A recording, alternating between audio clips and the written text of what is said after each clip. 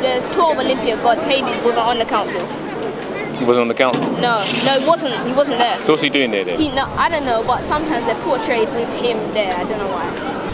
I think the one in the middle, the one with the golden spear and the kind of globe, I think that might be Jupiter. But I can't think what they're doing in the British Museum. I think that to his left might be Hades and that to his right is Poseidon. But he hasn't got a trident, that's what's throwing me off. Okay. But Apollo, the harp, the god of music, and there's the god of wine somewhere. Is that the one at the end with the lamp? Yeah, I think so. There's two people with golden spears. One of them, the second one, the one without the globe. The second one, the one next to him, has a small hammer in his hand. Yeah. And what's that? Thor? Vulcan. No, Vulcan. The god of blacksmiths and fire. I didn't even know there was a god of blacksmiths and fire. No, it's Greek, that's why.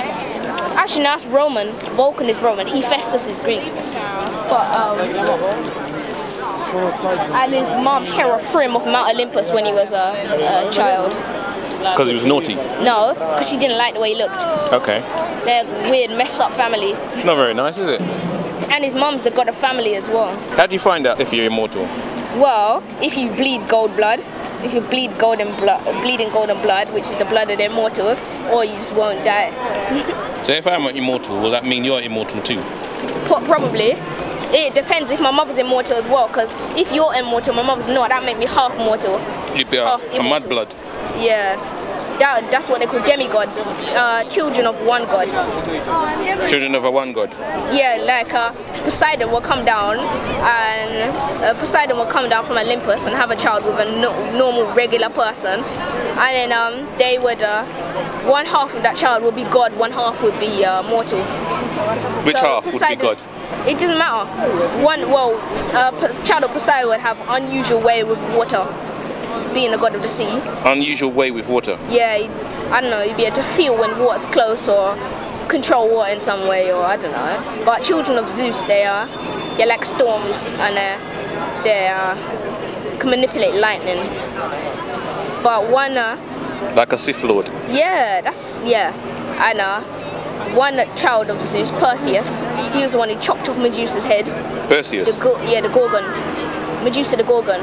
Perseus chopped off her head, and while he was taking it back to Zeus as a prize, his father as a prize, Medusa's blood dropped in a river and formed a winged horse, Pegasus.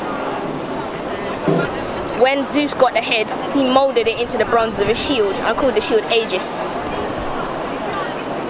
See, if you've never seen Zeus run into battle, you've never been truly frightened. Why?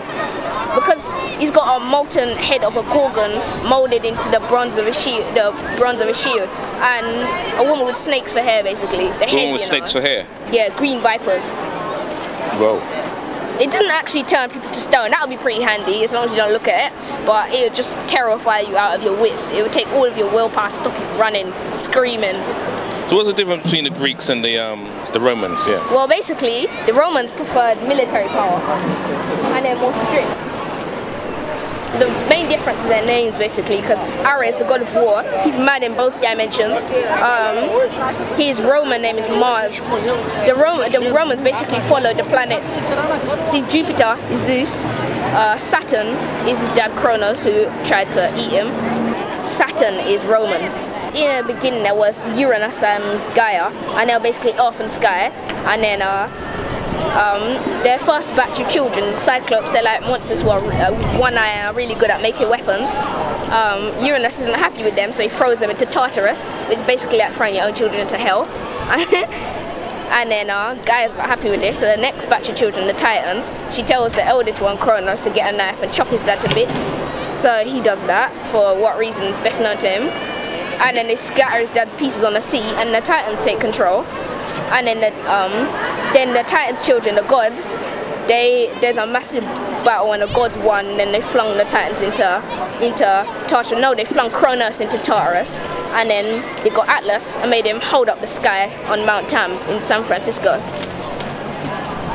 They just made him hold the weight of the sky for eternity. He's not gonna die, he's immortal. And then Prometheus, he stole fire from the gods and gave it to man. So Zeus imprisoned him in a chamber where ravens eat his liver every day, and it grows back the next day, so it can be eaten again. Wow. It's only fire. and then this will still be the Dark Ages for Prometheus, so they say. And then he gave Pandora a box that she could never open.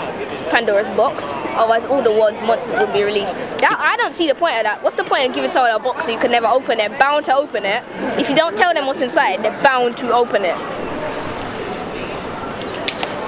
And then Gaia and Uranus, they had more children, the what do you call them, the giants. And each giant was the nemesis of a particular Olympian god. Because the giants were they were created for the destruction of the gods, that's their purpose. So basically, Porphyrion, the giant king, was created he was the bane of Zeus basically. He's created to destroy Zeus, so he knows what would destroy all of his children. And Typhon, the storm giant, was created to fight Poseidon, because Poseidon is the god of storms, and the sea, and earthquakes, and horses. He invented horses. And Enchiladas, people call him Enchilada, nemesis of Athena, and he breathes fire. So have they actually fought the gods yet? Yeah, plenty of times. They always lost though. They always lose? Yeah.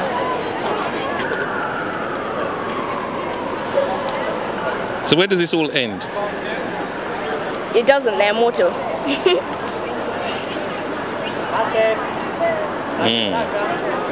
Okay.